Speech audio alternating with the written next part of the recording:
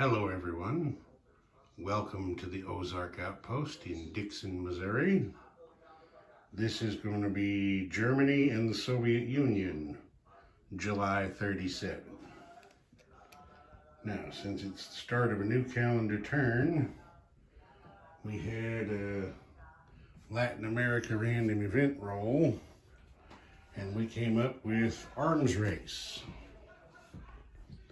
So, what that means is, try to steady up as much as I can there. Germany got to place 6 IPP worth of units in each of Argentina and Chile, since they're pro-Axis nations listed in this. And the United States got to put 6 worth in Brazil. So, Germany chose 2 infantry, which went right there in Gran Chaco for Argentina. Then they chose a mountain infantry and an artillery for Chile. The United States put a cavalry and an infantry in Pampas for Brazil. Nothing's happened, just as guys down there have some more units in case something happens. Okay, now we move on to Germany proper. I guess I'm just going to set it down here for a minute because I'll be up moving again in a minute. The Germans did pretty good with their tech rolls. They got stage 1 of jet fighters, stage 1 of long-range aircraft, and stage 1 of wartime economy.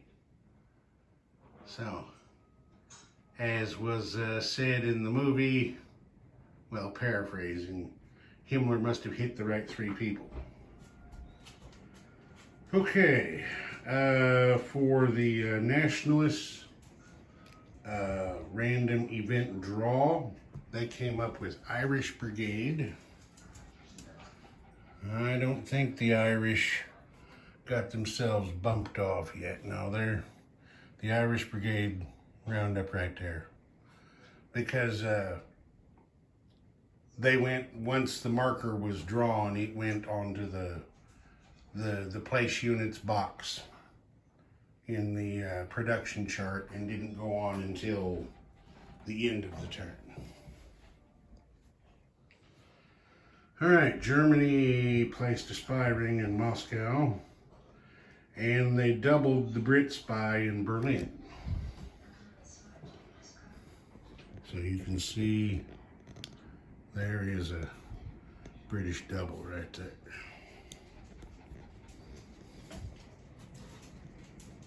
Okay, for their build, let's see, the Germans, I believe, started with 25 marks, if I remember right. They built 2 Marines for 8, a Fallschirmjäger for 3, would make 11.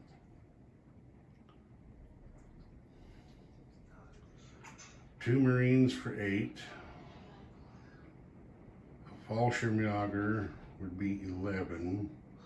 They lend-leased an artillery to General Franco. That would be another 4 and make 15.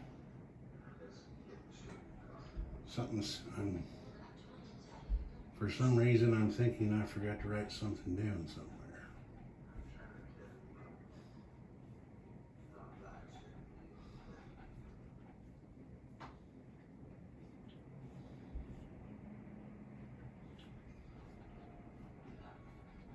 No, I had to have.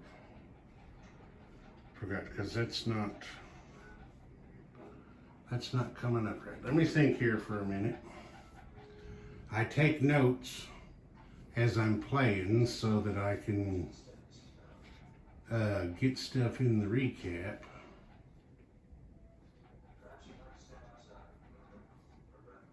Two Marines, a Fallschirmjäger,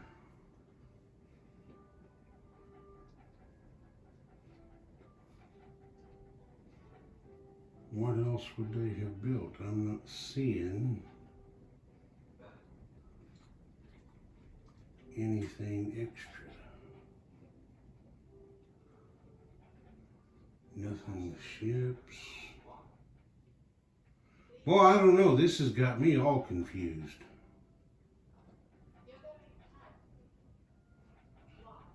Well, whatever it is,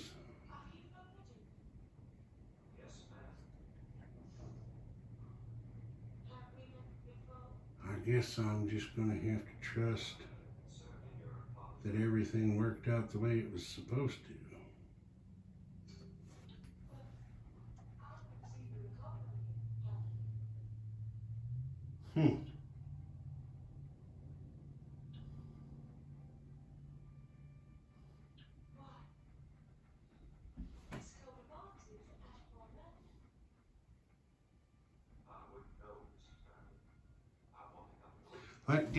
Just give me a second to think about this. Okay, I got it figured out. Germany also built a fighter that I forgot to write down, so that made their spending their whole 25. Okay, got it. Germany had one combat move. Of course, you already know what it was. They got right in there and annexed Slovakia. That's a pretty big deal for them because they pick up an oil well, an oil reserve of 5, and a uranium mine. So that was a pretty big grab for them. All right. Down in Spain,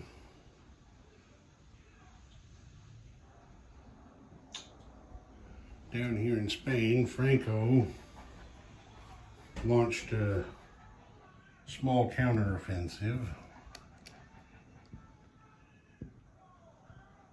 He counterattacked into Asturias, Navarre, and as you can see, he recaptured it. It cost him one of his armies of Africa. And then, of course, the fighters that were involved, non-combat, moved back to Leon Castile, where they started from. One thing that happened else to the Republicans, their commander that was here missed his recruitment role. He gets an 11 or less, he gets to escape to an adjacent territory. He rolled a 12 and got killed.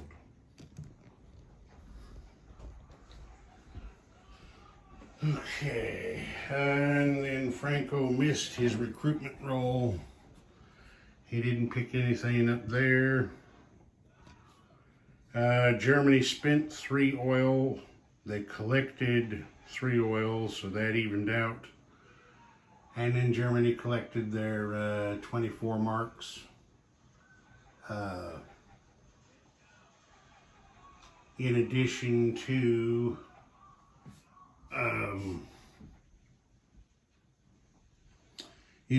the other stuff, Slovakia was worth an extra mark or an extra IPP, so that's how that wound up.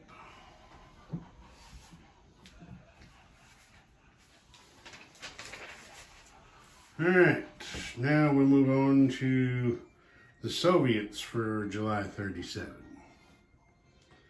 The Soviets got stage 1 of strategic rockets in their tech rolls. They didn't do very good there, but they made up for it rolling for spy rings. They just about ran the board. They put one in Berlin. He's sitting right there. They put one in Tokyo. They put one in London, one in Paris, They already had one in the United States. The only place they missed was Rome. Nobody has been able to put a spy in Rome. I don't know who Mussolini has working down there. Maybe he's got the black shirts working overtime, but nobody can infiltrate Rome. And then on his counter-espionage, Beria did pretty damn good there too. He eliminated a French spy in Moscow and turned a Japanese spy into a double agent. So, there's that Japanese double. That worked out pretty good for him. Okay, for their build, Uncle Joe decided to upgrade the medium factory at Stalingrad to a major. And then he lend-leased a mountain infantry to the Republicans, and he also sent them a supply marker, which cost him one, and then he saved one IPP. The Chi-Coms down here, Chi-Coms, built 2 cavalry and saved 1. The Republicans didn't do any attacks. The Chi-Coms didn't do any attacks either. The Soviets, as part of their deal to provide direct aid to the Spanish Republicans, 1 time per game can send a light armor during their non-combat move. So, you see the light tank there in Catalonia. They made that delivery. Trying to help out where they can. And then over here in China, the Chi-Coms non-combat move 2 infantry from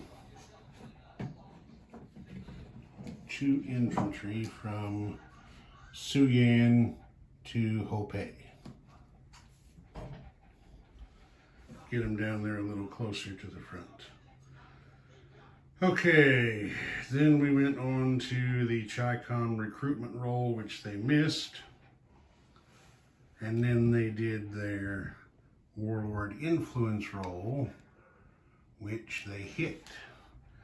They successfully influenced Xinghai here. So they picked up some extra guys, they got themselves an oil well and a small oil reserve.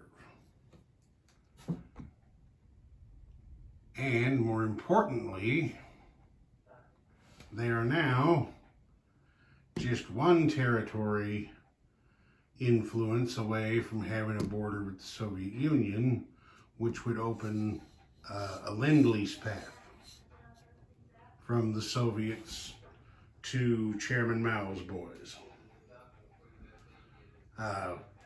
So we'll see what happens there. Let's see, the Republicans got their recruitment role,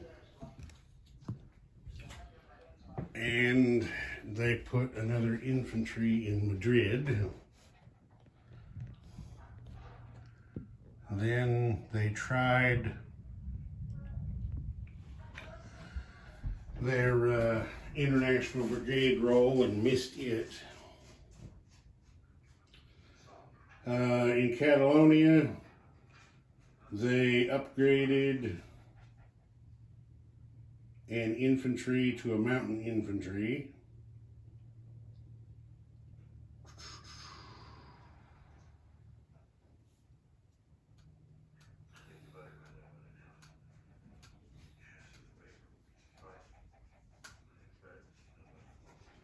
I'm double checking something again here that ain't making sense quite.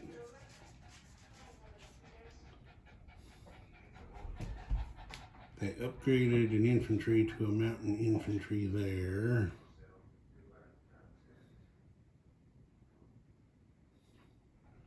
Well, I have in my notes that the Soviets paid for a supply marker as well. So the Republicans are due another upgrade. I'll fix that.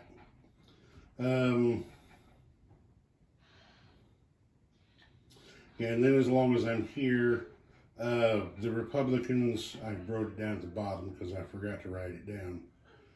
In the start, the Republicans did their event marker draw and got U.S. interests, which gives them an extra recruitment roll each turn for the rest of the game that succeeds on a 2.